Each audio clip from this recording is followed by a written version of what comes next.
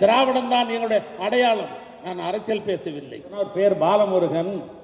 ஆனால் அவர் கையில் இருக்க வேண்டும் என்று சொன்னால் வேல் தான் கையில் இருக்க முடியும். என் பேரோ வேலு. ஒன்று, இது போன்ற கருத்தரங்கெல்லாம் எனக்கு தெரிந்து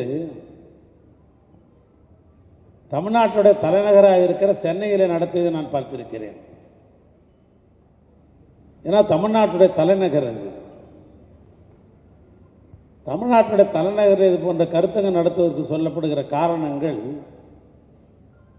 ஒன்று, நிரம்ப மருத்துவர்கள் கலந்து கொள்கிற வாய்ப்பு உண்டு அங்கே. இன்னொன்று, எனக்கு எப்படி பிரிக்கிறது சொன்னால், அவரோ டாக்டர், அவர் கையில் இருப்பது ஸ்டெத்தாஸ்கோப் இருக்கும். அது இல்லாத காலங்களில் அவர் கையில் என்ன இருக்குன்னு சொன்னால், அவர் பேர் பாலமுருகன். ஆனால் அவர் கையில் இருக்க வேண்டும் என்று சொன்னால் வேல் தான் கையில் இருக்க முடியும்.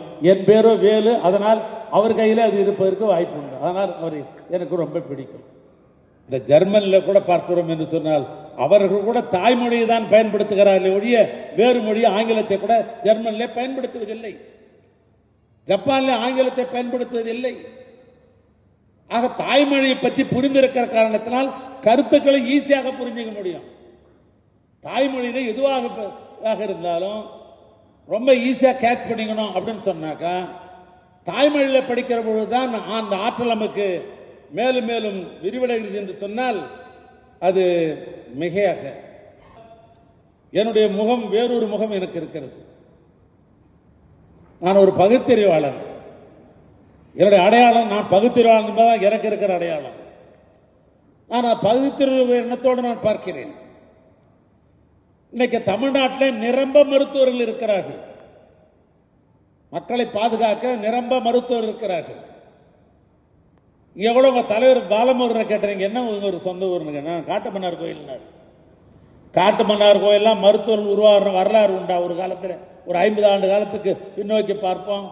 சாத்தியக்கூற இந்த எத்தனையோ மருத்துவர்களும் விரிந்து பறந்து இருக்கலாம். இவைகளெல்லாம் சாத்தியக்கூறா என்று சொன்னால் சாத்தியப்படுத்துவது திராவிடம். ஒரே வரியில் சொல்ற, சாத்தியப்படுத்தியது திராவிடம். நான் அரசியல் பேசவில்லை, தயவுசெய்து நான் அரசியல் பேசவில்லை. என்ன நிலைமை, நம்முடைய நிலைமை என்ன? ஒரு காலத்திலே மருத்துவம் படிக்க வேண்டும் என்று சொன்னால் சமஸ்கிருதம் படிக்க வேண்டும் என்ற நிலை தமிழ்நாட்டில் இருந்தது. சமஸ்கிருதம் படித்தாதான் அப்ளிகேஷன் போட முடியும். இப்போ அப்ளிகேஷன் போடுறதுக்கு பிசிக்ஸு, கெமிஸ்ட்ரி, ஜுவாலஜி இருந்தால் போதும். இப்போ ஆனால் இதெல்லாம் தேவையில்லை. இப்போ மருத்துவம் படிக்க வேண்டும் என்று சொன்னால் சமஸ்கிருதம் படித்திருக்க வேண்டும். ரவிச்சந்திரன் படிச்சிருக்க முடியுமா? பாலமுருகன் படிச்சிருக்க முடியுமா? இங்கே இருக்கிற மாநில நிர்வாகி யாராவது ஒருவராவது நீங்கள் சமஸ்கிருதம் படித்திருந்தால் தான் மனு போட வேண்டும் என்று சொன்னிருந்தால், அப்ளிகேஷன் போடணும் முடிந்தாக்க படித்திருக்க முடியுமா? இங்கே தமிழ்நாட்டை சேர்ந்த பல சிறந்த மருத்துவர்கள் எல்லாம் இருக்கிறீர்களே, அந்த நிலை இன்றைய வரைக்கும் நீடித்திருந்தோம் என்று சொன்னால் மருத்துவர் ஆயிருக்க முடியுமா? இல்லை. அதற்காக போராடி தாய்மொழியான தமிழோ இணைப்பு மொழியாக ஆங்கிலம் படித்தால் போதும் என்ற நிலையை உருவாக்கி தந்தவர் தந்தை பெரியார். பெரியார் அதுதான் சொன்னேன், திராவிடம் தான் எங்களுடைய அடையாளம்.